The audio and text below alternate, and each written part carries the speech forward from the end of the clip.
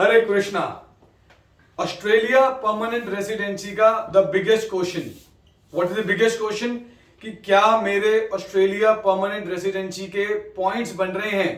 क्योंकि Australia residency permanent residency आपकी होती है पॉइंट बेस। अगर आपके पॉइंट्स बन रहे हैं तभी आपका प्रोसेस आगे बढ़ेगा, तभी प्रोसेस होगा, तभी आपकी एलिजिबिलिटी होती है। अगर आपके पॉइंट्स ही नहीं बन रहे तो आपकी एलिजिबिलिटी नहीं होगी, प्रोसेस ही नहीं होगा। तो आपको कोई कंसल्टेंट गलत झूठ ना बोले तो आपको सारी जानकारी होनी चाहिए। आज हम आप खुद सीखेंगे कि अपने खुद के पॉइंट्स आप कैलकुलेट कर सकते हैं कि क्या आपके पॉइंट्स बन रहे हैं कि नहीं बन रहे। अगर आपके पॉइंट्स बन रहे हैं तो you can come to us and we will do your Australia permanent residency. हमारी कंपनी ऑस्ट्रेलिया बेस्ड कंपनी है, जो हमारा ऑफिस ऑस्ट्रेलिया के अंदर है, जो हमारी लॉ फर्म है उसका नाम है V Mars Australia private limited, powered by Australian migration lawyers. So आज हम आपको सिखाते हैं ऑस्ट्रेलिया पीआर पॉइंट्स कैसे कैलकुलेट करे जाते हैं, हर एक अलग अलग कैटेगरी के हिसाब से, and we will discuss in detail also on these categories. पहली चीज है आपकी उम्र, आपकी age, how old you are. आपकी एज के हिसाब से आपका पॉइंट्स कैलकुलेट करा जाता है। अगर आप 18 साल से कम हो तो आपके पेरेंट्स की पीआर होगी और आप पेरेंट्स के डिपेंडेंट वीजा पे जाओगे, लेस देन 18। पर अगर आपके पेरेंट्स ने पीआर अप्लाई करी हुई है और आप 18 के हो गए हो तो आप अपने पेरेंट्स के साथ नहीं जा सकते एज अ डिपेंडेंट वीजा, आपकी अलग इंडिविजुअल फाइल लगेगी। तो पहला क्राइटेरिया तो क्लियर है कि एज आपकी 18 से ऊपर होनी चाहिए, तभी आपकी फाइल लगेगी। सो अब एज की जो कैलकुलेशन है, एज पॉइंट्स, एज की कैलकुलेशन क्या है? 18 से 24 साल की रेंज में हो तो आपको मिलेंगे 25 पॉइंट्स। तो आप अपनी एज दे सकते हो। You take a paper and pen, थोड़ा पॉज लें, अपने पास एक पेपर पेन लें, उस पर लिखें 65। ऑस्ट्रेलिया की मिनिमम एलिजिबिलिटी इज 65। तो अब 65 के साथ आप अपने पॉइंट्स लिखे हैं और लास्ट में करेंगे टोटल कि आपके 65 बन रहे हैं कि नहीं बन रहे। सो एज 18 साल से 24 के बीच में हो तो 25 लिखो। अगर आपकी एज 25 टू 32 के बीच में है तो I am not saying 32, it should be less than 33। So less than 33 is 32, less than 25 तो 24। अगर आप 24 तक भी हो तब भी आपको 25 ही मिलेंगे पॉइंट्स। अगर आप 32 के हो तो 32 पर आपको 30 मिलेंगे। पर जैसे ही आप 33 के हो जाओगे तो 33 से 39 तक आपको मिलेंगे 25 पॉइंट्स। 40 से 44 तक मिलेंगे आपको 15 पॉइंट्स। सो आप अपनी एज के हिसाब से अपने ऐसे पॉइंट्स ले सकते हो। मैं कोई बुराई नहीं कर रहा, सिर्फ कंपैरिजन में बता रहा हूं कि कनाडा का जो पीआर होता है, कनाडा पीआर में 30 के बाद आपके पॉइंट्स बहुत ज्यादा ड्रॉप हो जाते हैं, उसके बाद जनरली फाइल्स नहीं होती। पर ऑस्ट्रेलिया में अगर आप 44 तक भी हो रहे हो, मतलब 40 प्लस भी हो गए हो, तब भी आपके पॉइंट्स कैलकुलेट होते हैं, तब भी आपकी एलिजिबिलिटी बन जाती है। सो नेक्स्ट क्राइटेरिया आता है, इसके बाद आपने इंग्लिश का एग्जाम देना है। इंग्लिश के एग्जाम्स टोफल भी एक्सेप्टेबल है, पीटीई भी एक्सेप्टेबल है, आइल्स भी एक्सेप्टेबल है। हम अभी आइल्स और पीटीई के बारे में आपको बताते हैं। जनरली क्या होता है, अगेन आई एम नॉट, मैं कोई कंपैरिजन कर रहा हूं, कोई नीचा या ऊपर नहीं दिखा रहा। कनाडा पीआर में जनरली 8,777 इन आइल्स चाहिए होते हैं। ऑस्ट्रेलिया के अंदर अगर आपके 6 इन ईच हैं, 6 इन ईच, तो आपकी एलिजिबिलिटी तो बन जाती है अप्लाई करने के लिए, लेकिन 6 इन ईच में आपको पॉइंट्स नहीं मिलते। आप याद रखिएगा, एलिजिबिलिटी बन गई है तो हो सकता है कि इंग्लिश के एग्जाम के बिना ही आपके 65 पॉइंट्स बन रहे हैं। इंग्लिश के एग्जाम के बिना, मतलब इंग्लिश का एग्जाम दिया, उस एग्जाम में मेरे 6 इन ईच आ गए, ओवरऑल भी 6 आ गया, पर मेरे को पॉइंट्स नहीं मिलेंगे उसके, पर बाकी कैलकुलेशन से 65 हो गए तो भी आपकी एलिजिबिलिटी बनती है। तो इंग्लिश में क्या होते हैं, आइल्स में 6 इन ईच, ईच का मतलब किसी में चाहे 7 हो but not less than 6, overall 6 चाहिए। पीटीई का नॉट लेस देन 50, ओवरऑल 50 चाहिए। तो पॉइंट्स क्या बनेंगे? 0। इसको हम क्या बोलते हैं? ये कॉम्पिटेंट हैं, तो you are competent to apply but it's not your numbers, it's not calculate your points. पर अगर आपकी इंग्लिश प्रोफिशिएंट है या सुपीरियर है, उस पर पॉइंट मिलेंगे। जनरली हम आइल्स के लिए या पीटी के लिए एक वर्ड यूज करते हैं, इंग्लिश प्रोफिशिएंसी टेस्ट। तो जब हम इंग्लिश प्रोफिशिएंसी टेस्ट बोल रहे हैं तो आपको पॉइंट्स मिलेंगे प्रोफिशिएंसी के। अगर मैं इंग्लिश कॉम्पिटेंट एग्जाम बोल रहा हूं, तो अगर मैं इंग्लिश कॉम्पिटेंट एग्जाम बोल रहा हूं तो मुझे पॉइंट्स नहीं मिलेंगे। तो इंग्लिश आपकी प्रोफिशिएंट या सुपीरियर होने चाहिए। तो ओवरऑल आइल्स में 7, मतलब नॉट लेस देन 7।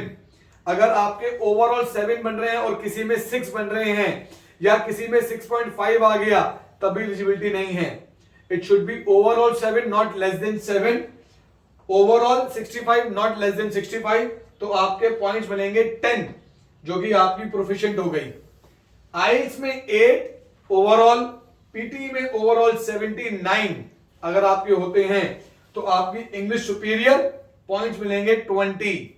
तो इधर भी पॉइंट्स हो गए, आपकी इंग्लिश के पॉइंट्स होंगे। इंग्लिश के पॉइंट्स क्यों होते हैं? आप जिस कंट्री में जा रहे हैं वो कंट्री में आपका रहना, खाना पीना, entertainment, shopping, all your education, your work, आपका समझ रहे हो, आपकी हर चीज इंग्लिश में है।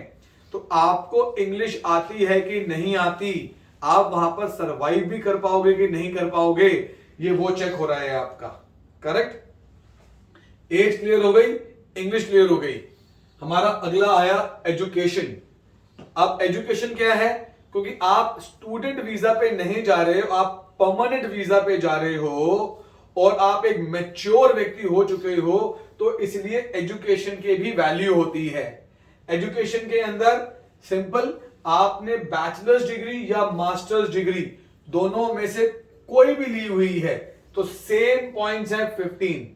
अगर बैचलर्स है तो 15, मास्टर्स है तो 15।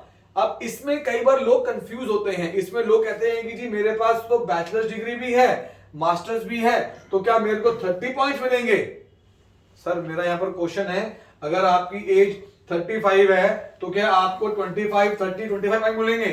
नहीं मिलेंगे ना, आपको 25 ही मिलेंगे। ऐसे ही जो हाईएस्ट क्वालिफिकेशन होती है, जो लेटेस्ट होती है, वही कैलकुलेट करी जाती है। क्योंकि कई बार ऐसे क्वेश्चंस आते हैं हमारे पास कि जी दोनों डिग्री हैं तो क्या मेरे पॉइंट 30 हो जाएंगे? नहीं, अगर आपके पास मास्टर्स डिग्री है तो सिर्फ 15 पॉइंट ही मिलेंगे। अगर आपके पास बैचलर डिग्री है तो आपको 15 पॉइंट मिलेंगे। मास्टर्स वाले के पास बैचलर तो है ही, तभी मास्टर्स करी है, पर उसको पॉइंट्स 15 ही मिलेंगे। अगर आपने किसी भी फील्ड में पीएचडी करी हुई है, अगर आपके नाम के टाइटल में डॉक्टर आ रहा है लिखा हुआ, तो आपकी पीएचडी के पॉइंट्स मिलेंगे 20 points. Higher the education, higher the points, right? ये इक्विवेलेंट ये है।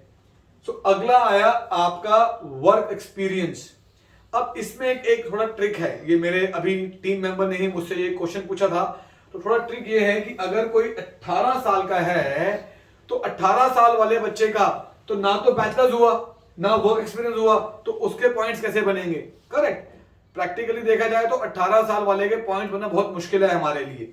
उसके पॉइंट्स कैलकुलेट कर कर मैनेज करना, मैनिपुलेट करना थोड़ा मुश्किल हो जाता है। तो अगर आपकी एज, जो राइट एज गिनी जाती है, वो 25 to 39 के बीच में हो, तो आपके बहुत इजी, कंफर्टेबल, अच्छे पॉइंट्स बन जाते हैं आपके। तो आपकी एज अगर 35-29 के बीच में है तो ही आपका बैचलर्स मास्टर्स भी हो गया और तो ही आपका वर्क भी हो गया। तो ये आपको मैं लॉजिक दे रहा हूं। तो वर्क एक्सपीरियंस में अगर आपका लेस देन 3 इयर्स का एक्सपीरियंस है तो भी आपको पॉइंट्स नहीं मिलेंगे।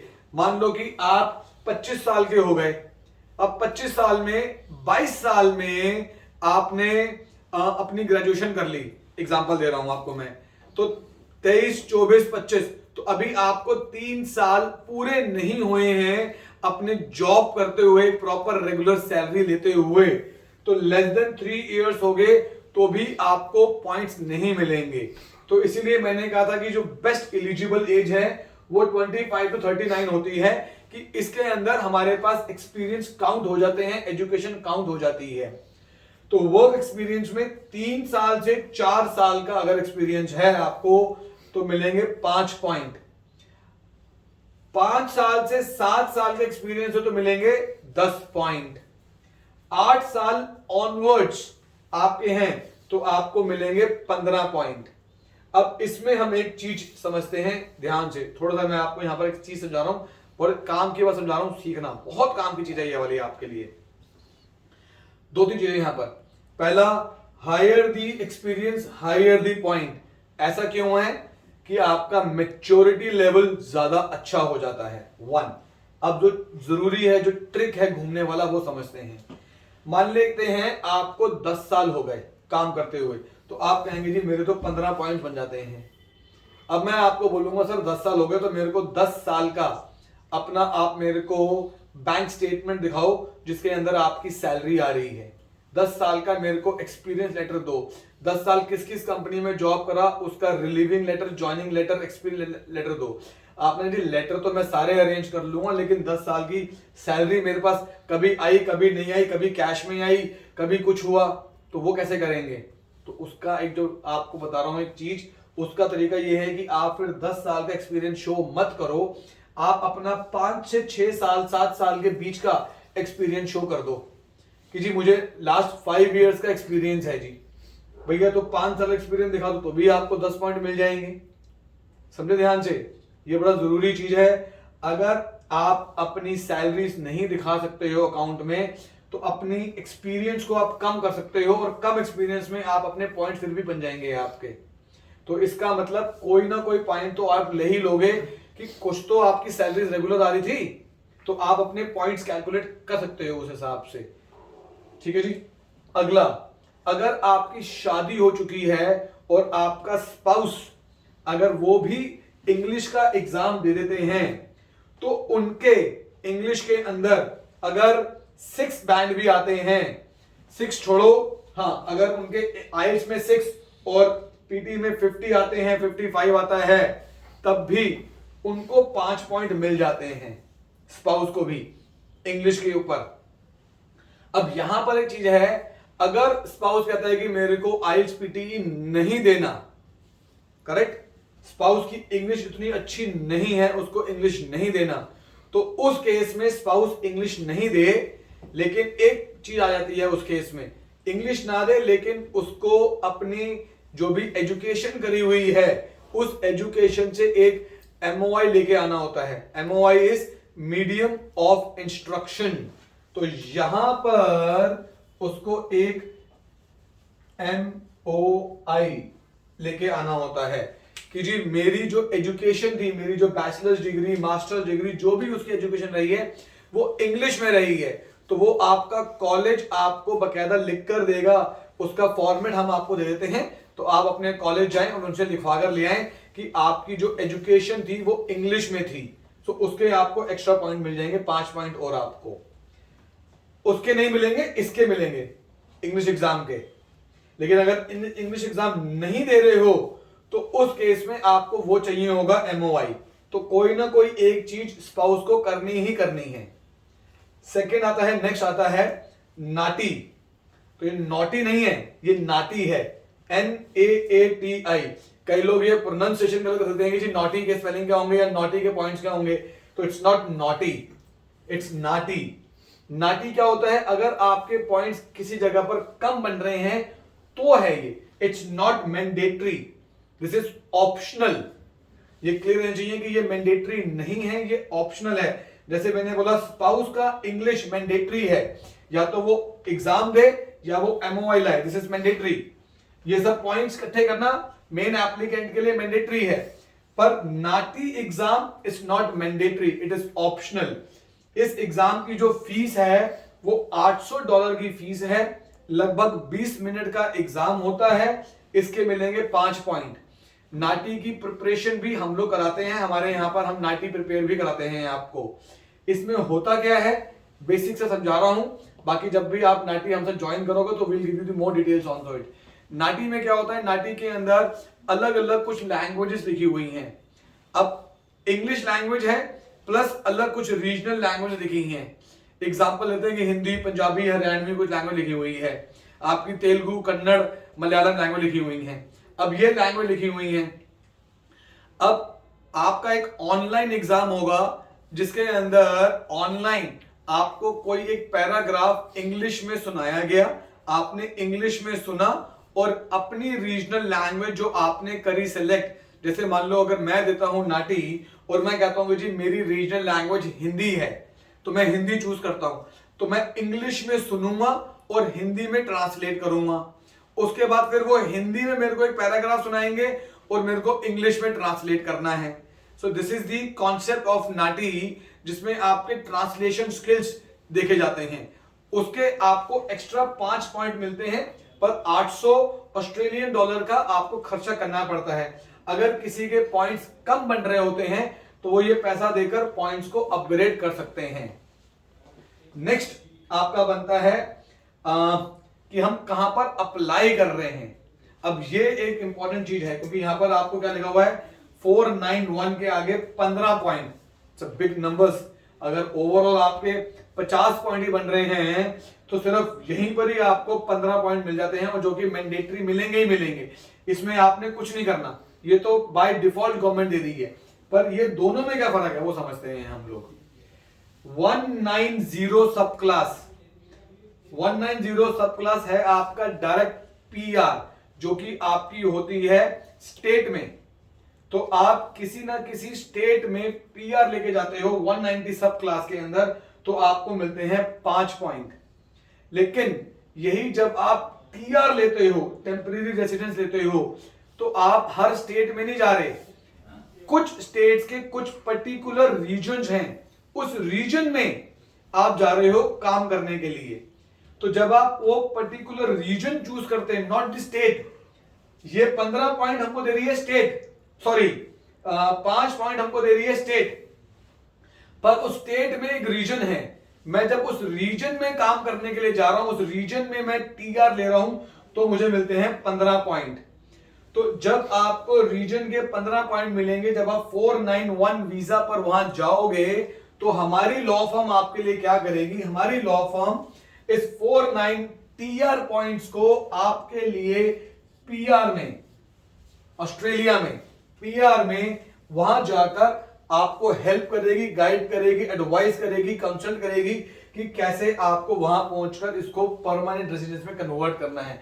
That complete help we will guide you, help you on this and assist you on this.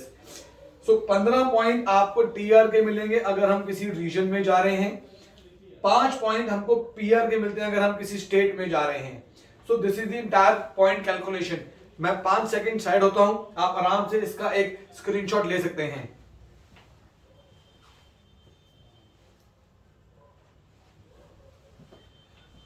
Okay, so I am sure आपने स्क्रीनशॉट ले लिया होगा। ऑस्ट्रेलिया पीआर से रिलेटेड, ऑस्ट्रेलिया स्टूडेंट से रिलेटेड, ऑस्ट्रेलिया से ऑफशोर ऑनशोर, अपनी country से Australia जाने के लिए या ऑस्ट्रेलिया में रहकर ऑस्ट्रेलिया में कोई सर्विस चाहते हैं अगर आप, तो हमारी लॉ फर्म आपको हर चीज में गाइड करेगी, सपोर्ट करेगी। इंडिया के अंदर हमारे जो ऑफिसेज हैं वो नोएडा में है, सिरसा में है, कुरुक्षेत्र में है, हैदराबाद में है, गुंटूर में है, गुजरात में है। Overseas offices definitely yes, Australia में है, दुबई में है, माल्टा में है, क्रोएशिया में है। हमारे अपने ऑफिसेज हैं, आप किसी भी ऑफिस में नीचे कॉल करके अपना प्रोसेस शुरू कर सकते हैं। नीचे नंबर्स दिए गए हैं, call us and start your Australia process. मैं Aman Shukla, I am the CEO of the company. Thank you so much. Hare Krishna.